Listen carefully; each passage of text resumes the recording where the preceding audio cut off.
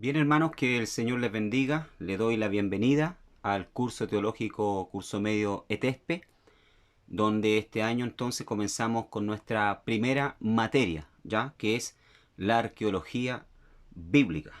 Vamos a estar viendo, ¿verdad?, la palabra del Señor desde un punto de vista, ¿verdad?, también científico, arqueológico.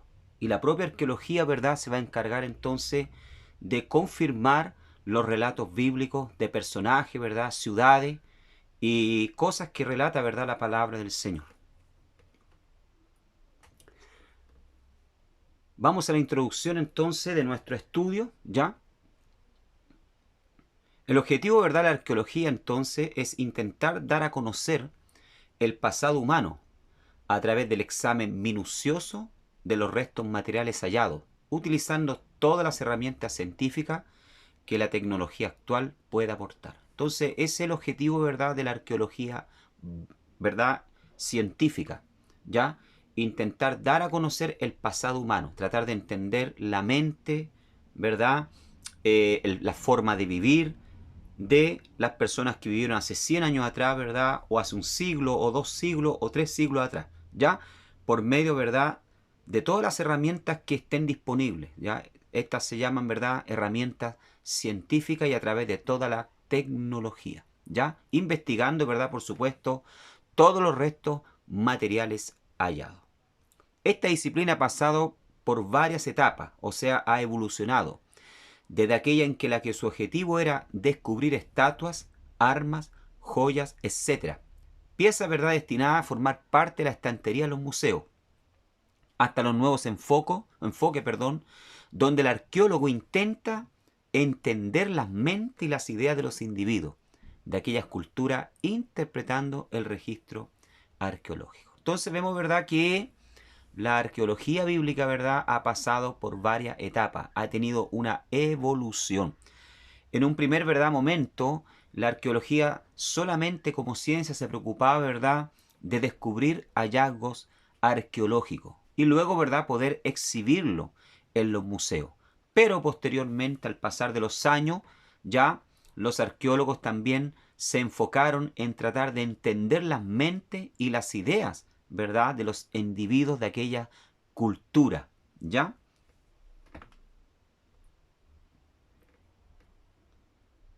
La arqueología bíblica, ¿verdad?, igualmente ha tenido varias fases.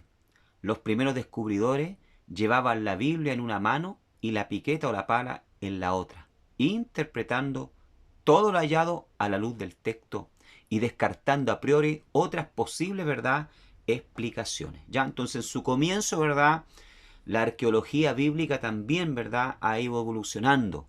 En su comienzo llevaban la Biblia en una mano, ¿verdad?, y la pala en la otra, siempre confirmando, ¿verdad?, ya los hallazgos arqueológicos que se encontraban con lo que decía la palabra del Señor, ¿ya? Descartando, ¿verdad?, toda otra posible, ¿verdad?, explicación. Actualmente el análisis es independiente, aunque no necesariamente al margen del texto bíblico. Por eso, ¿verdad?, muchos investigadores prefieren llamarla de forma más amplia arqueología de las tierras bíblicas. ¿Qué quiere decir eso, verdad? Que hoy en día, si bien es cierto, todavía se siguen buscando hallazgos arqueológicos de los tiempos bíblicos, pero los investigadores, ¿verdad?, no se quedan encuadrados simplemente en lo que la palabra del Señor, ¿verdad?, lógicamente explica. ¿Por qué? Porque la Biblia también no se da el trabajo, ¿verdad?, de explicar cómo surgieron, ¿verdad?, ciertas costumbres, ¿verdad?, de sus habitantes, ya qué comían, ¿verdad?, o qué vestían. Ya hay muchas cosas, ¿verdad?, que la Biblia no, ¿verdad?, explica. Porque también si entras en eso, ¿verdad?, tendría que ser un volumen mucho más grande, ¿ya?, en cuanto al libro. Sino que nos da a conocer, ¿verdad?, las doctrinas principales de la palabra del Señor. Entonces hoy en día por eso, ¿verdad?, los investigadores están más abiertos a otras formas, ¿verdad?, de explicación en cuanto a lo que ellos encuentran, ¿verdad?, y que tiene que ver con la palabra de Dios. No obstante, aunque como disciplina científica independiente, al margen de cualquier finalidad apologética, en muchas ocasiones ha confirmado la historicidad de datos aportados por la Biblia, ¿ya? O sea, ¿qué quiere decir esto? A pesar de ser una disciplina científica independiente, ¿ya? No tiene como propósito, ¿verdad?, hacer una apología, una defensa de la palabra de Dios. Aunque en muchas ocasiones, ¿verdad?, ha confirmado lo que la palabra del Señor, ¿verdad?, declara sin buscar esto. Definición etimológica de la palabra arqueología. La arqueología, ¿verdad?, del griego arcaios, viejo o antiguo, y logos, que quiere decir ciencia o estudio, es la ciencia que estudia los cambios que se producen desde las sociedades antiguas hasta las actuales, a través de restos materiales dispersos en la geografía y conservados a través del tiempo. Entonces la arqueología, ¿verdad?, del griego arcaios, quiere decir viejo o antiguo, y logos, ¿verdad?, que quiere decir ciencia o estudio. Entonces quiere decir que la arqueología es el estudio de las cosas antiguas o la reconstrucción, ¿verdad?, de los pueblos antiguos. Esa sería, ¿verdad?, una definición un poco más breve.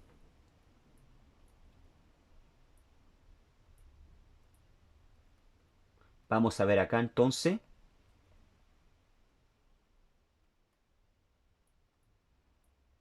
Muy bien. Vamos a ver entonces nuestro primer punto. ¿Ya? Punto número 1 entonces. La estela de Moab. Enemigos que apoyan el relato de la Biblia. ¿Ya?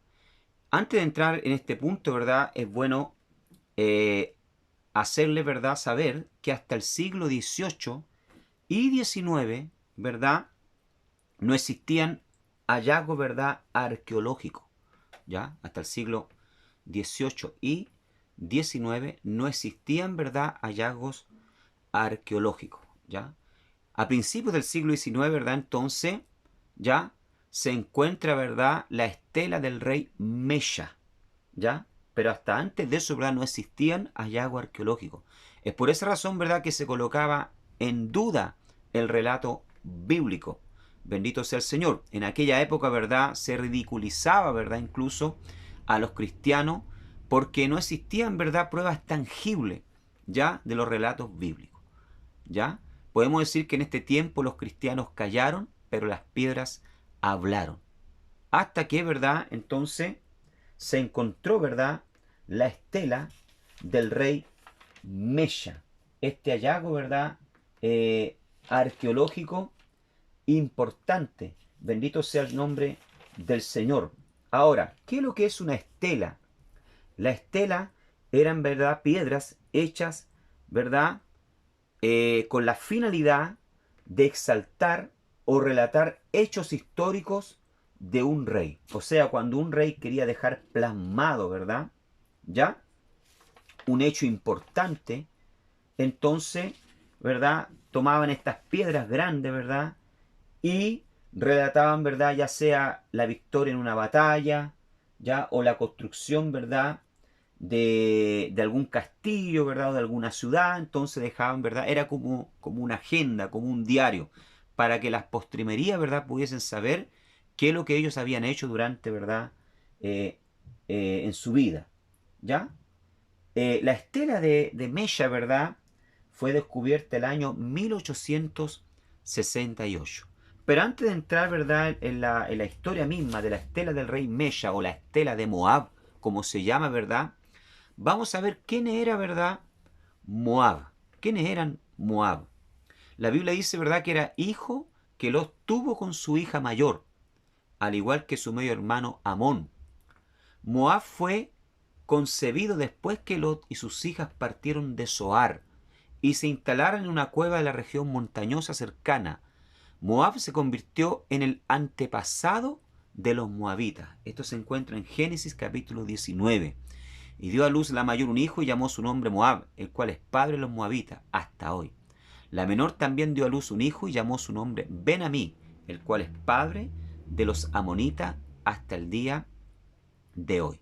Entonces vemos acá, ¿verdad?, por la palabra del Señor, y sabemos la historia, ¿verdad?, de que cuando Dios decide destruir Sodoma y Gomorra, Lot huye entonces con sus hijas, ¿verdad?, a una cueva, ¿ya?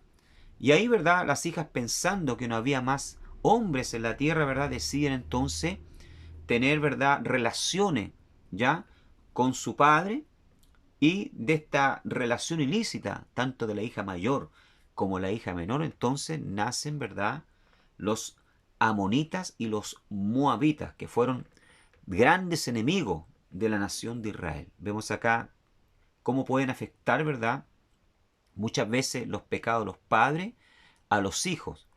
Dice la palabra del Señor y se confirma lo que Dios dice, ¿verdad? Yo soy Jehová tu Dios, que visito la maldad de los padres hasta la tercera y cuarta generación. Entonces aquí vemos claramente una prueba, ¿verdad?, de que sí hay maldiciones que son hereditarias, que se transmiten. Por eso necesitamos, ¿verdad?, del Señor, y pedirle al Señor que Él rompa estas cadenas de maldición muchas veces que existen en nuestras familias. ¿Ya? Entonces vemos acá que Moab, ¿verdad?, nace de una relación ilícita de su hija con su padre, lo cual afecta a toda esa, ¿verdad?, generación. El territorio que antiguamente habitaban los moabitas se le llamaba Moab, y también el campo o los campos de Moab. Ya se le conocía entonces como Moab o los campos de Moab. ¿Ya?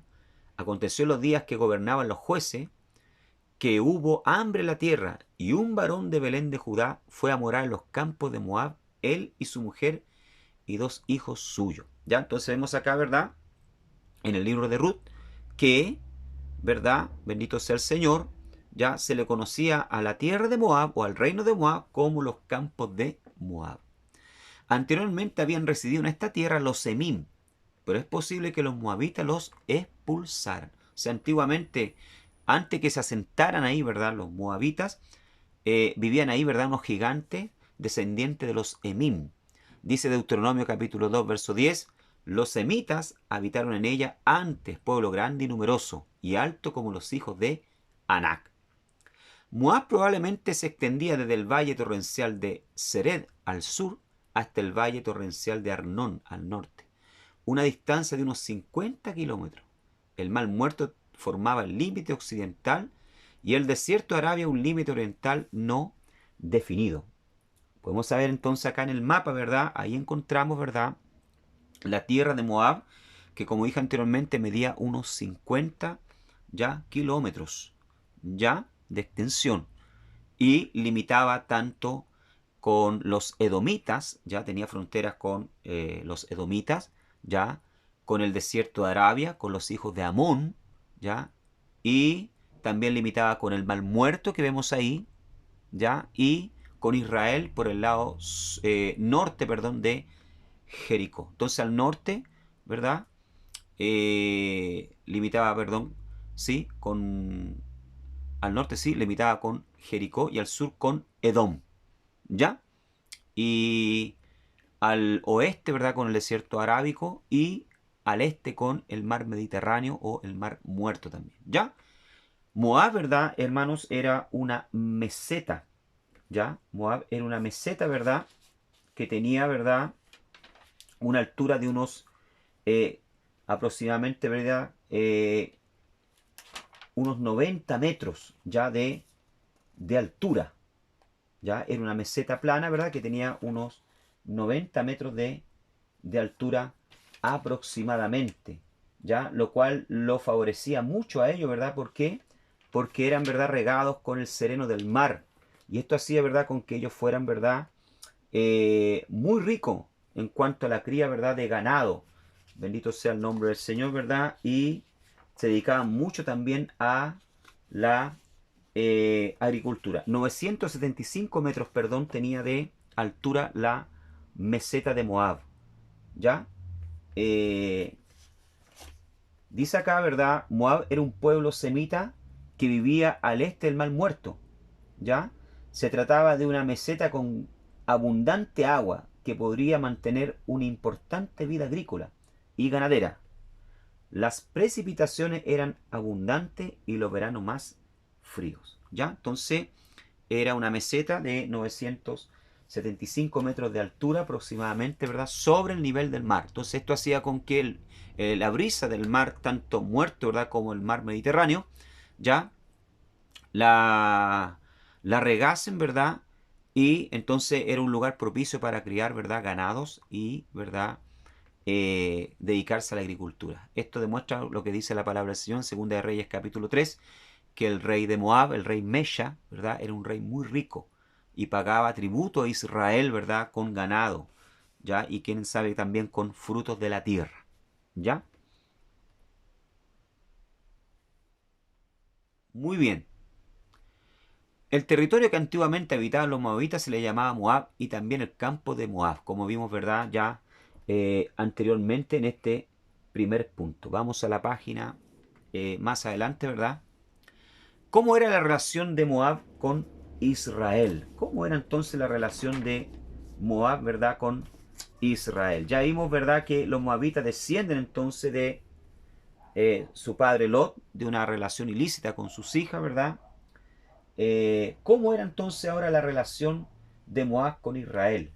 ¿Ya? ¿Cómo se llevaban? Estamos en la página número 3. Como descendiente de Lot, ¿verdad?, sobrino de Abraham, los moabitas estaban emparentados con los israelitas, eran parientes, ¿verdad?, porque Lot era sobrino de Abraham. Sus idiomas eran muy similares, o sea, hablaban el paleo hebreo, como puede comprobarse en las inscripciones de la piedra moabita, ¿ya? Y parece que los moabitas practicaban la circuncisión al igual que los israelitas. Sin embargo, salvo pocas excepciones, como los casos de Ruth e Idma, uno de los hombres poderosos del rey David, los moabitas fueron enemigos acérrimos de Israel. ¿Ya? O sea, los dos moabitas más buenos, ¿verdad?, eran eh, la suegra, ¿verdad?, de Ruth, en este caso, ¿verdad? ¿Ya? O perdón, sí, la nuera, perdón, de Noemí, ¿verdad? Ruth, ¿ya? Y, como dice acá, ¿verdad? Idma, este soldado, ¿verdad?, que fue un gran valiente del rey David, que está dentro de la lista, ¿verdad?, de los valientes de David. Esto lo podemos comprobar en Ruth, capítulo 1, verso 4, los cuales tomaron para sí mujeres moabitas, el nombre de una era Orfa y el nombre de la otra era Ruth, y habitaron allí unos 10 años. ¿Ya? Entonces vemos que ya Ruth, ¿verdad?, era moabita, ¿ya? La bisabuela del rey David era una moabita. Pero estos dos casos, ¿verdad?, son una regla de la excepción. ¿Por qué? Porque la mayoría de los moabitas, ¿verdad?, eran acérrimos, grandes enemigos, ya, de la nación de Israel. Antes que Israel entrase en la tierra prometida, en la canción de Moisés que narra cómo Jehová acabó con el poderío militar egipcio en el Mar Rojo, se anunciaba que las noticias de este acontecimiento harían que los déspotas de Moab temblasen. Esto lo encontramos en el libro de Éxodo, capítulo 15, verso 14 al 15. El temor de los moabitas se ve confirmado por el hecho de que unos 40 años después, el rey de los moabitas no consintió en que Israel pasase en paz por su dominio. Eso está en Jueces, capítulo 11, verso 17. ¿Ya? Entonces vemos, ¿verdad?, que las noticias, ¿verdad?, de lo que Dios había hecho con Israel y cómo lo había librado del faraón llegaron a los oídos, ¿verdad?, ya, de los moabitas. Y estos tuvieron temor. Es por eso, ¿verdad?, que 40 años más tarde, cuando Israel pasa, ya, por los dominios de Moab, entonces ellos no los dejan pasar por su tierra. Jueces capítulo 11, verso 17 dice: entonces Israel envió mensajero al rey de Edom, diciendo: yo te ruego que me dejes pasar por tu tierra. Pero el rey de Edom no lo escuchó. Envió también al rey de Moab, el cual tampoco quiso. Se quedó por tanto Israel en Cades. Entonces vemos que tanto el rey de Edom como de Moab no dejaron pasar a Israel, ¿verdad?, por sus tierras porque tenían miedo. Sin embargo, debido a un mandato directo de Dios, los israelitas no atacaron a los moabitas, sino que al llegar al límite meridional de Moab, en el valle torrencial de Seret, se desviaron y no pasaron por sus territorios. Deuteronomio capítulo 2, verso 9. Y Jehová me dijo: no moleste a Moab, ni te empeñes con ello en guerra, porque no te daré posesión de su tierra, porque yo he dado a Ar por heredad a los hijos de Lot. Entonces, vemos que Dios no permitió, ¿verdad?, que los israelitas pasasen por la tierra de Moab, ni que tampoco los atacasen. Ahora, en la época de los jueces, parece ser que durante el periodo de los jueces, los moabitas extendieron sus territorios hacia el norte de Arnón. Y durante el reinado de su rey Eglón, ocuparon el territorio israelita al oeste del Jordán, por lo menos hasta la ciudad de las palmeras, Jericó. ¿Ya? Jueces capítulo 3, verso 12. Volvieron los hijos de Israel a hacer lo malo ante los ojos de Jehová, y Jehová fortaleció a Eglón, rey de Moab, contra Israel, por cuanto había hecho lo malo ante los ojos de Jehová. Entonces vemos que en la época de los jueces, ¿verdad?, los moabitas prevalecieron sobre los hijos de Israel, y dice la palabra del Señor que fueron durante 18 años, ¿verdad?, tributarios. Ya pagaron tributo al rey Eglón, rey de Moab, que dice la palabra del Señor en el libro de Jueces, que era un rey, ¿verdad?, muy robusto, muy gordo, ¿ya? Y quien se encarga entonces de liberar a Israel, ¿verdad?, del yugo del rey Eglón, ¿verdad?, es Ehud, ¿ya? Eso lo encontramos en el libro de Jueces, el cual pidió una audiencia, ¿verdad?, al rey de los moabitas, y dice la palabra del Señor que se hizo una daga de un codo aproximadamente 45 centímetros y la clavó en el estómago, ya, del rey Eglón, dando así, ¿verdad?, Dios liberación entonces al pueblo de Israel.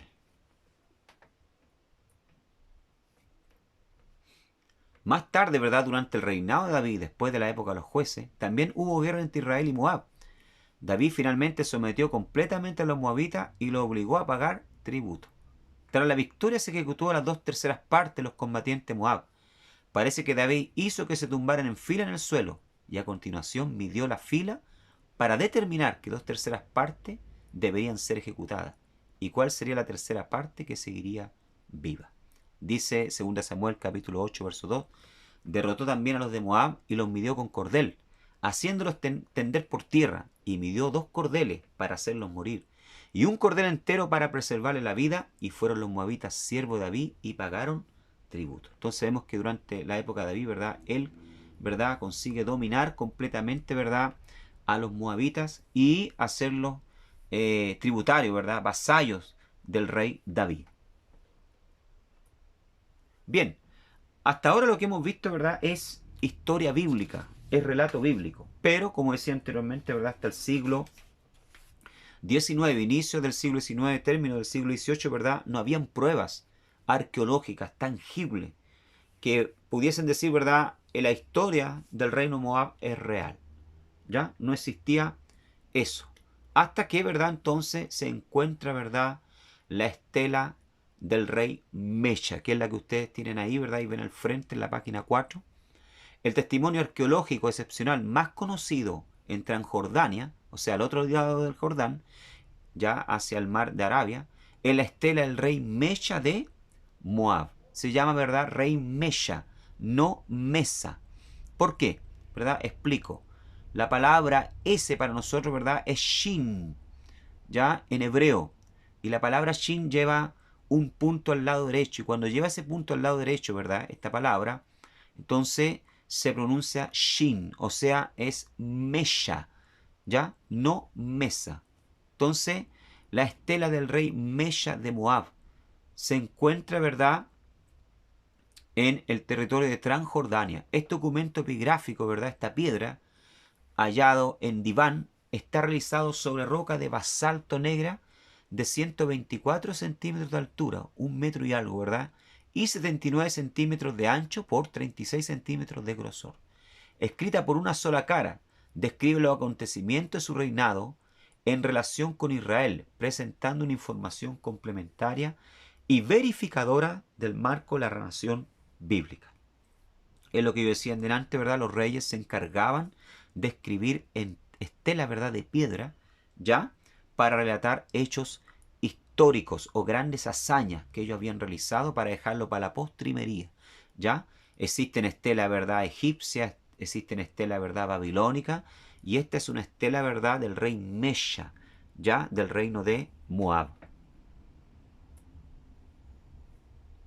La estela del rey Mesha que fue encontrada, ¿verdad?, tiene 5 puntos importantes en su escritura, en sus 34 líneas que está escrita.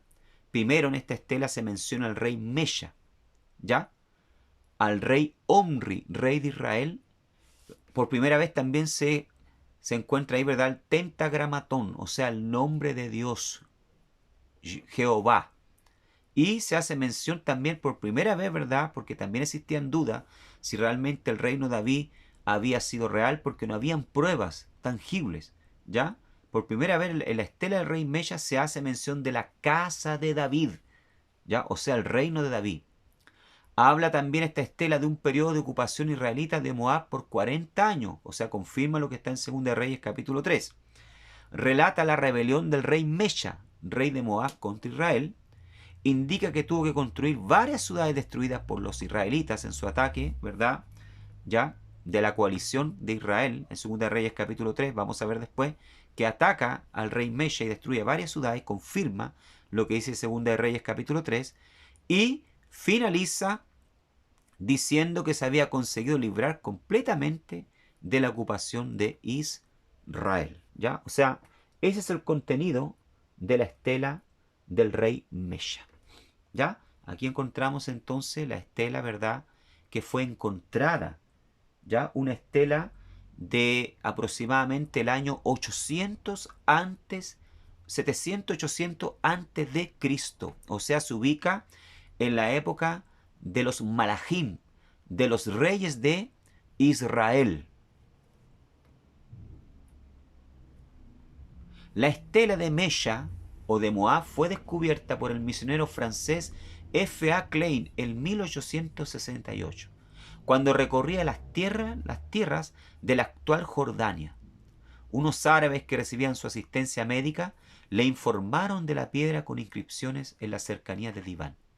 Estela de Mesha esculpida en piedra en el año 850 a.C. En la realidad, queridos hermanos, quienes encontraron la estela del rey Mesha fueron unos beduinos árabes. Ellos la encontraron primero y le dieron aviso, ¿verdad?, al misionero francés Klein, porque ellos sabían que el misionero francés Klein, ¿verdad?, al igual que ya los alemanes, los ingleses, ya, y otros países andaban en búsqueda, ¿verdad?, de hallazgos arqueológicos que probasen que la Biblia era, ¿verdad?, verídica. Le avisaron al misionero francés Klein, ¿verdad?, el cual entonces se dirigió donde estaba, ¿verdad?, la estela de Mesha, y milagrosamente, por decirlo así, ¿verdad?, él tuvo la iluminación en el momento de hacer, ¿verdad?, un grabado de lo que estaba escrito, ya calcándolo con papel, ya hizo un grabado, ¿verdad?, de lo que estaba escrito. Entonces la estela del rey Mesha, providencialmente, ¿verdad?, dice, tras comprobar su valor, lo puso en conocimiento del cónsul de Prusia, iniciándose una pugna de varios estados. O sea, varios países querían, ¿verdad?, adquirir la pieza. Esto hizo con que se demorasen, ¿verdad?, los países en tomar, ¿verdad?, la decisión y también adquirir los permisos para poder retirar la piedra, ¿verdad?, de este lugar. Hizo con que los árabes, ¿verdad?, desconfiasen, ¿verdad?, y dice la historia que pusieron la estela, ¿verdad?, en el fuego y la quemaron, ¿ya? O sea, la pusieron al fuego y luego le tiraron agua y la historia dice que quebraron en varias piezas, ¿ya? La piedra repartiéndose, ¿verdad?, las piezas.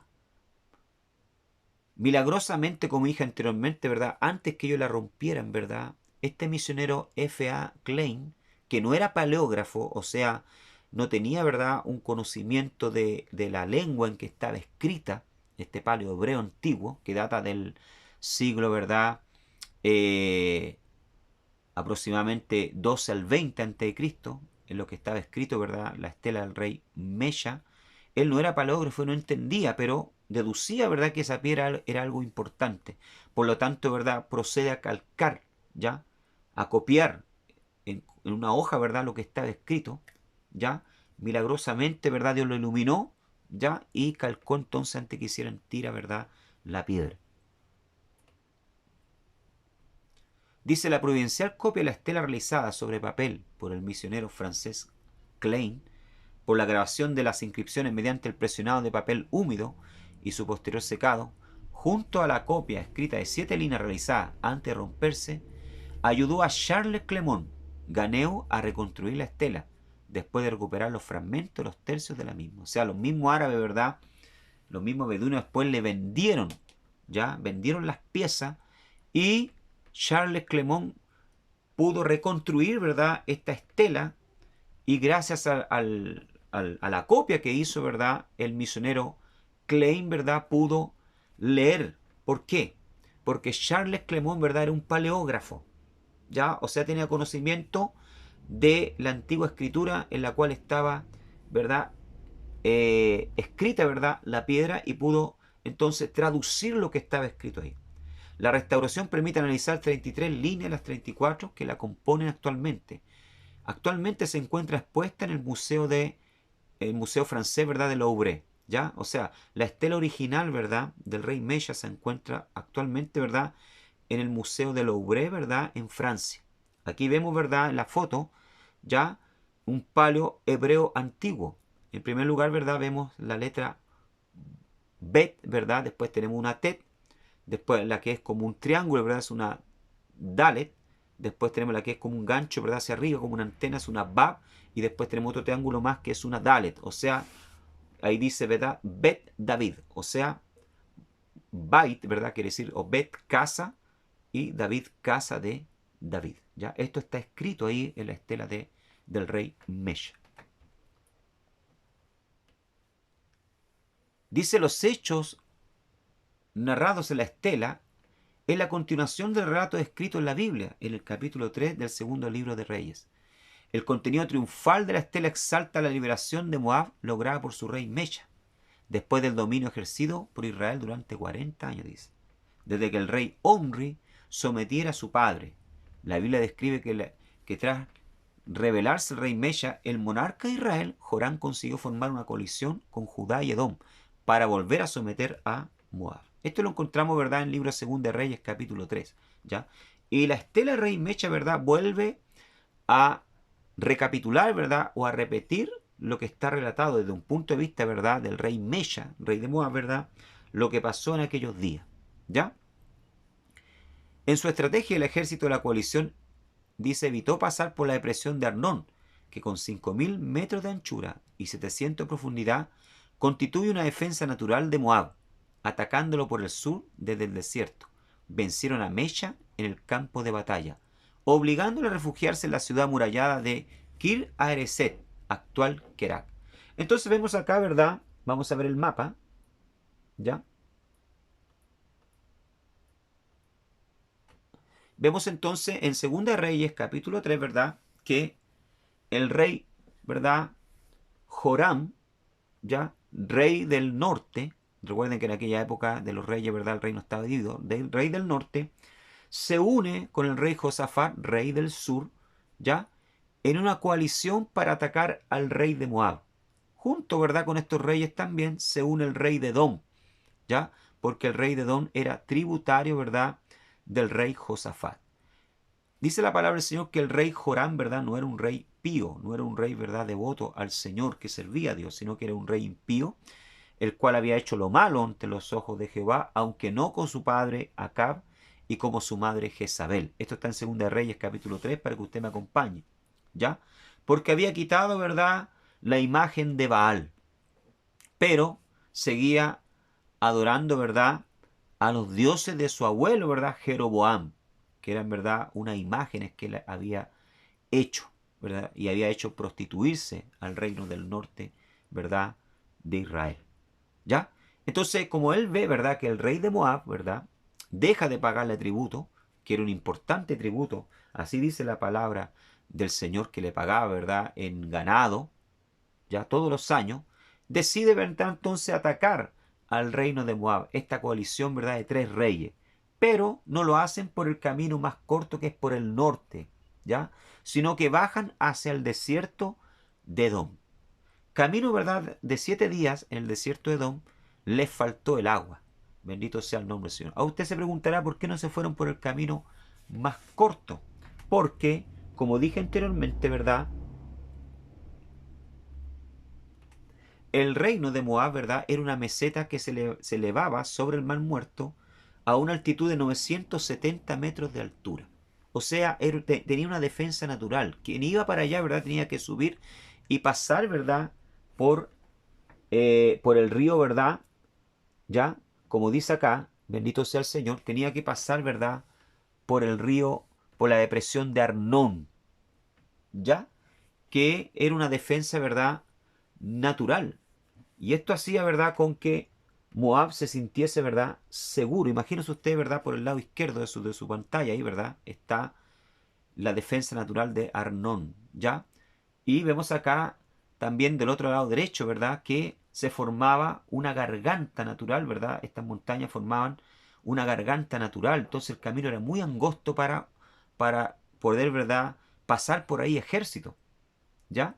y en su pasada por ahí podían ser, ¿verdad?, atacados. Entonces por ello deciden, ¿verdad?, irse, como dije anteriormente, ¿verdad?, por el desierto de Edom, ya, por el sur, por la parte baja. Y comienzan, ¿verdad?, entonces a caminar, y durante 7 días, ¿verdad?, comienzan a caminar, y dice la palabra del Señor que les faltó el agua, ¿ya? Les faltó el agua, así dice la palabra del Señor, ¿ya?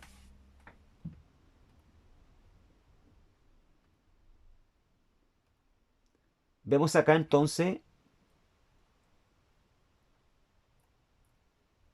el texto de la estela de Moab, ¿ya? Vamos a ver el texto de la estela de Moab. ¿Qué es lo que dice el texto de la estela de Moab? A ver si coincide con lo que dice la palabra del Señor, ¿ya? Vamos a ver el texto de la estela de Moab, ¿ya? Dice: yo soy el hijo de Mesha, hijo de Quemos, rey de Moab. Mi padre reinó 30 años sobre Moab, y yo he venido a ser rey, ¿ya? Sucediendo mi padre, y yo he erigido este santuario para Quemos. Quemos, ¿verdad?, era la deidad, ¿ya? Era también conocido como Moloch, ¿ya?, de el rey Moab. Dice: yo he erigido este santuario para Quemos en señal de salvación, porque él me ha salvado de todos los reyes y me ha hecho triunfar sobre todos aquellos que me odiaban.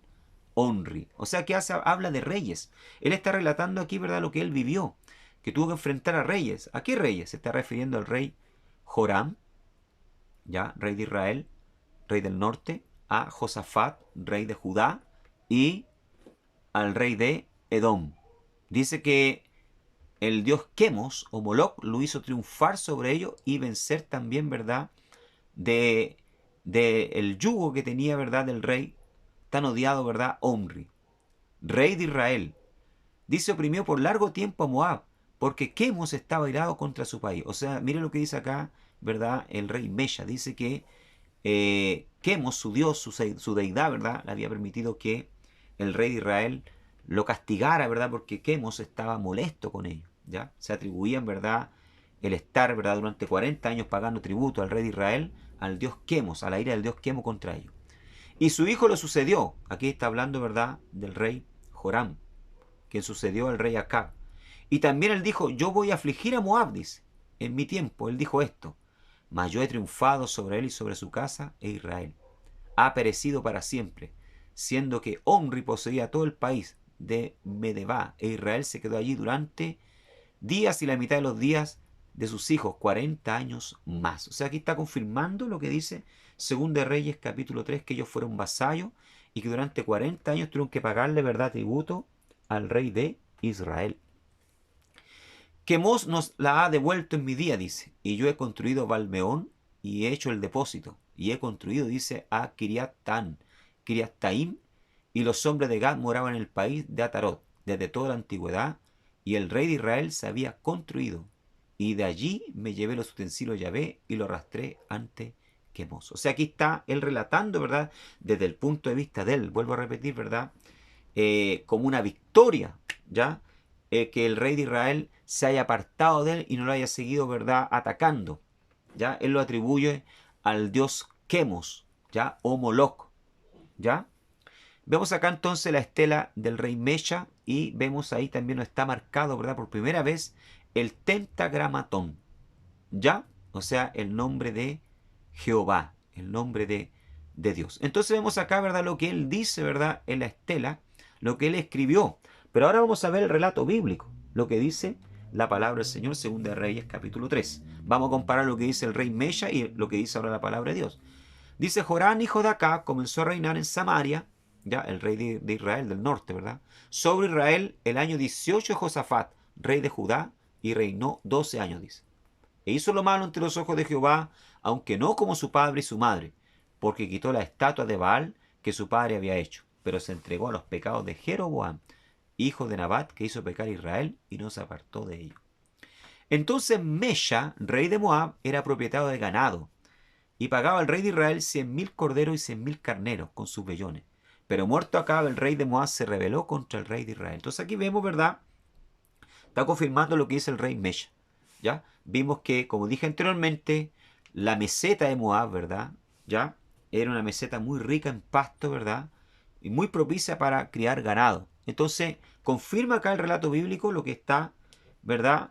Diciendo la historia, ¿ya? Que él pagaba tributo. Recuerden ustedes que en la época no se pagaba tributo con dinero, sino con, ¿verdad? Cabezas de ganado, productos de la tierra. Dice que entonces, muerto el rey acá, ¿verdad? Que también, ¿verdad? Tenía subyugado a Moab, el rey de Moab se rebela y dice, no, yo no quiero pagar más tributo. Salió entonces de Samaria el rey Joram, ya, hijo de Acab, y pasó revista a todo Israel, o sea, formó una coalición, un ejército. Y fue y envió a decir a Josafat, rey de Judá, el rey de Moab se ha rebelado contra mí. ¿Irás tú conmigo a la guerra contra Moab? Y él respondió, iré, porque yo soy como tú, mi pueblo como tu pueblo y mis caballos como los tuyos. Entonces aquí el rey Josafat, ¿verdad?, se une a esta coalición. Ya el reino del norte, como ustedes están viendo ahí, ¿verdad? El norte está hacia arriba, ya el rey Joram, y el reino del sur hacia abajo, ¿verdad? Judá, ya Josafat se une con él, ¿verdad? Y también se une el rey de Edom, que era vasallo del rey de Judá, rey Josafat, pagaba también tributo. Y estos tres reyes entonces se van por la parte sur, que es la de abajo, por el desierto de Edom, a atacar entonces a Moab. No lo hacen por el camino más corto porque ya expliqué por qué.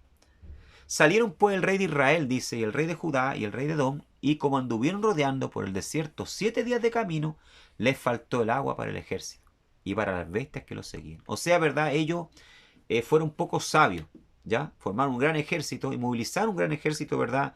No era fácil. Recuerden ustedes que iban con animales, iban con mujeres muchas veces, ¿verdad? Y les faltó el agua en el desierto. Entonces el rey de Israel dijo, que ha llamado Jehová a estos tres reyes para entregarlo en manos de los moabitas. ¿Ya? Entonces aquí vemos que el rey, ¿verdad? El rey Joram, ¿verdad? Rey del norte, se queja y le echa la culpa a Dios, que Dios, ¿verdad?, lo había llevado al desierto para matarlo. Pero vemos que no es así, ¿ya?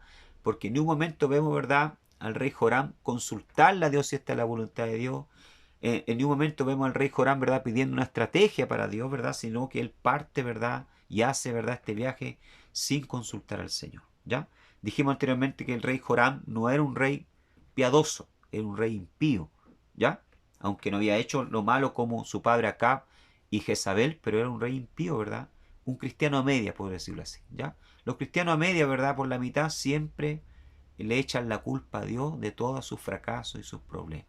Pero aquí vemos entonces la actitud del rey Josafat, que es diferente. Ya dice, el rey Josafat dijo, no hay aquí profeta de Jehová para que consultemos a Jehová. Él dice, ¿verdad? No hay un naví en hebreo, ¿verdad? Es un profeta. No hay un naví que consultemos a él, ¿verdad? Por medio de él a Jehová. Y uno de los siervos del rey de Israel respondió y dijo, aquí está Eliseo, hijo de Safat, que servía a Elías. Justo estaba Eliseo ahí, ¿verdad? Dios había preparado todo esto, ¿verdad? Y Josafat dijo, este tendrá palabra Jehová. Y descendieron a él el rey de Israel y Josafat. O sea, Joram, Josafat. Y miren quién va con ellos también. El rey de Edom. A pesar que el rey de Edom no servía a Jehová, ni creía en él, pero le acompañó porque la situación era crítica. Entonces Eliseo dijo al rey de Israel, o sea, Joram, cuando lo vio, ¿qué tengo yo contigo? Ve a los profetas de tu padre y a los profetas de tu madre. O sea, se está refiriendo, anda a consultar, ¿verdad?, a los falsos profetas de tu madre Jezabel y a los falsos profetas, ¿verdad?, de tu padre Acab. Y el rey de Israel le responde entonces a Eliseo, no, porque Jehová ha reunido a estos tres reyes para entregarlo en manos de los moabitas. Mire, él seguía echándole la culpa, ¿verdad?, a Jehová, de que él lo había traído a ¿verdad?, para entregarlos, para que muriesen en el desierto. ¿Ya? Pero aquí vemos a Eliseo, ¿verdad?, muy enojado, hermano, muy molesto con el rey Joram porque era un rey impío. Y Eliseo dijo, vive Jehová los ejércitos en cuya presencia estoy, que si no tuviese respeto al rostro de Josafat, rey de Judá, no te mirara a ti ni te viera. Mira lo que le dice acá, ¿ya? Eliseo, ¿verdad?, al rey Joram. Ni te miraría ni a la cara, ¿verdad?, rey impío, si no fuese por respeto, ¿verdad?, al rey Josafat. Vemos acá, ¿verdad?, algo importante, una lección importante. Dios obra milagro y Dios atiende la oración muchas veces, ¿verdad?, por respeto a quien le sirve, ¿ya? A veces, ¿verdad?, el hijo que no sirva a Dios piensa, ¿verdad?, que está prosperando debido a su trabajo, debido a su fuerza, pero no es así. Es porque Dios tiene, ¿verdad?, respeto de usted que ora, de usted que diezma, de usted que congrega, de usted que busca al Señor, ¿ya? Dios obra milagro en su casa, ¿verdad?, en su familia, debido, ¿verdad?, a su oración, debido a su entrega. No, ¿verdad?, por su familia, ya que no conoce al Señor. Y en este caso, ¿verdad?, Eliseo tenía respeto, ¿ya?, y hablaba con Joram debido a que Josafat estaba ahí presente y que era un rey que buscaba al Señor.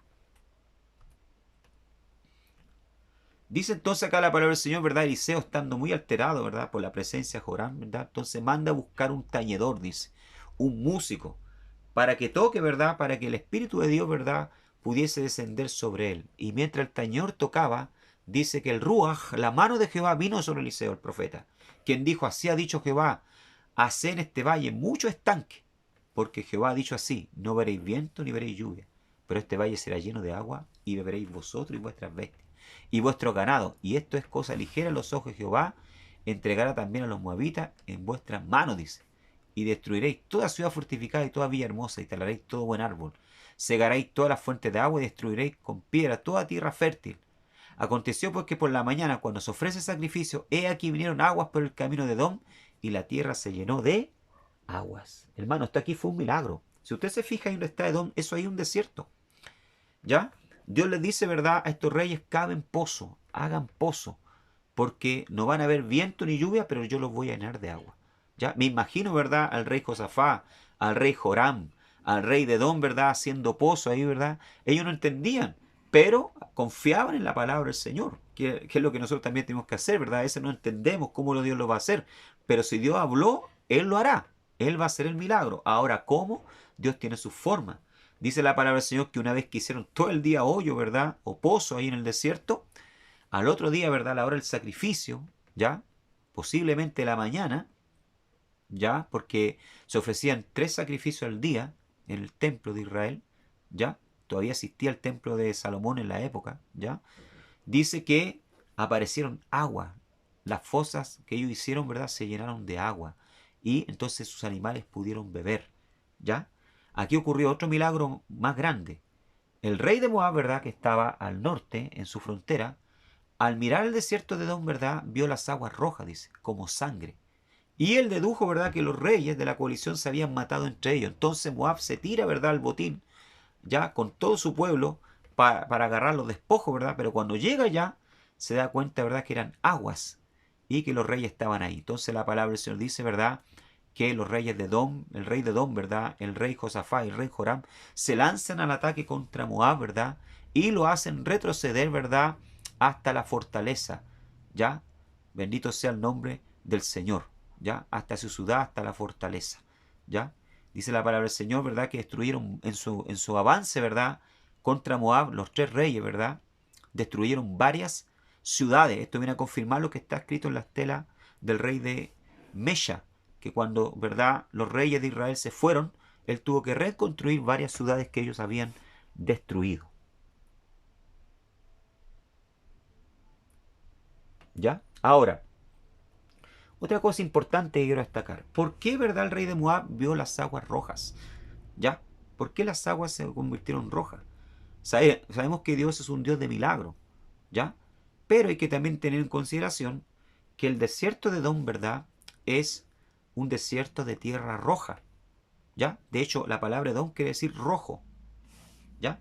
Y entonces las aguas, cuando esas zanjas que ellos hicieron se llenaron de agua, ¿verdad?, tienen que haberse colocado, ¿verdad?, de color rojo, que es lo que el rey de Moab vio, ¿verdad?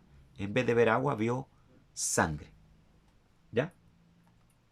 Entonces, dice la palabra del Señor, ¿verdad?, que una vez que eh, el rey de Moab, ¿verdad?, se recoge, ¿verdad?, a su fortaleza, se esconde, dice, pero cuando llegaron al campamento de Israel, se levantaron los israelitas y atacaron a los de Moab, los cuales huyeron delante de ellos. Pero los persiguieron matando a los de Moab, y asolaron las ciudades y en todas las tierras fértiles.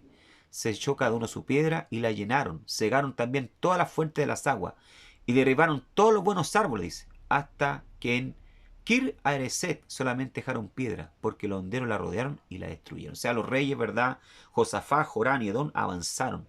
Y cuando el rey de Moab vio que era vencido en la batalla, tomó consigo 600 hombres, ¿verdad?, que manejaban espada para atacar al rey de Edom, mas no pudieron. O sea, miren aquí, El rey de Moab, ¿verdad? Para salir sin pena y gloria, por lo menos dijo voy a vencer a uno.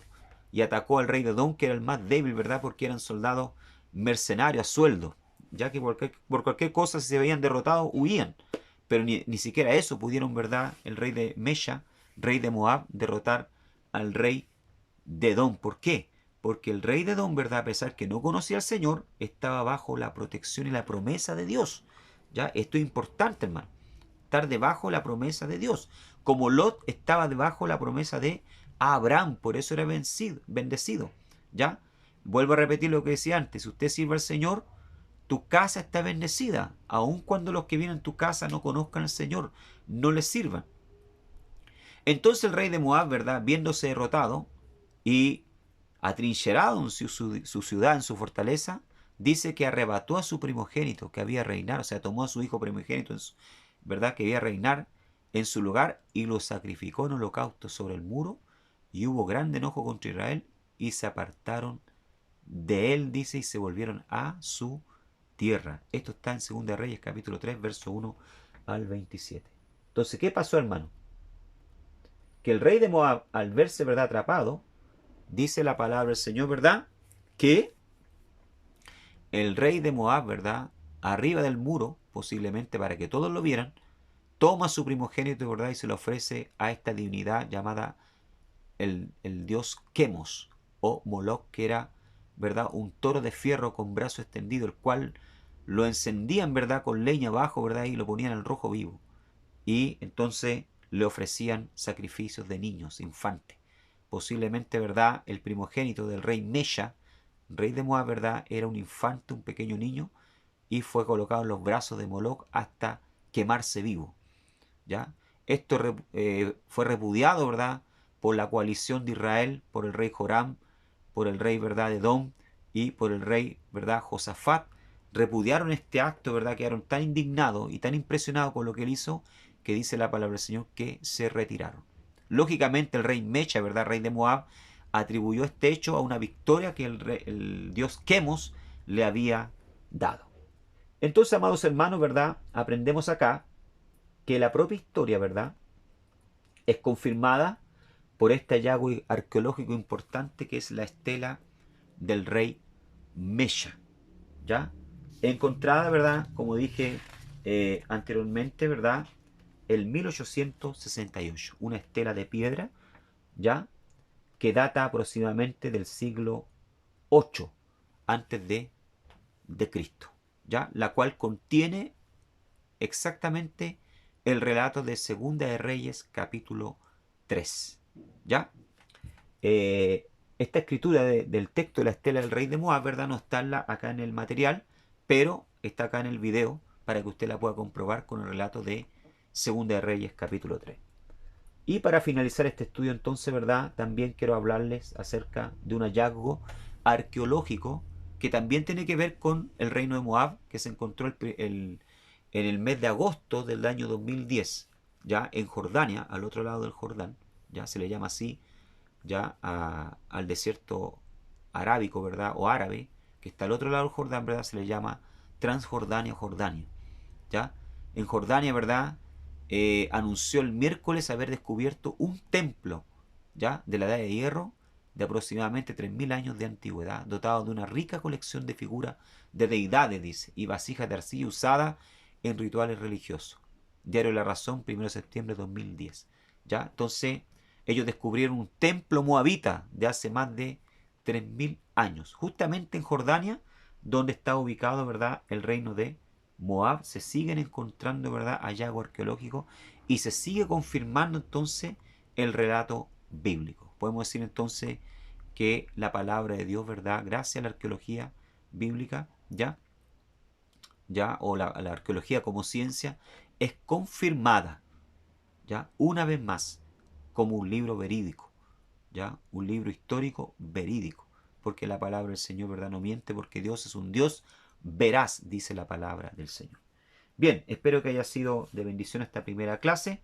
Estaremos entonces ya la próxima semana compartiendo otra clase más, hablando acerca, ¿verdad?, de otro tema, ¿verdad?, interesante, que es, ¿verdad?, el túnel de Siloé, ¿ya?, o el acueducto del rey Exequía, Y vamos a hablar también acerca del éxodo, ¿ya? Cómo fue el éxodo, si realmente existió, si hay pruebas que muestren, ¿verdad? Que demuestren que el éxodo fue algo real y que Israel pasó por el Mar Rojo.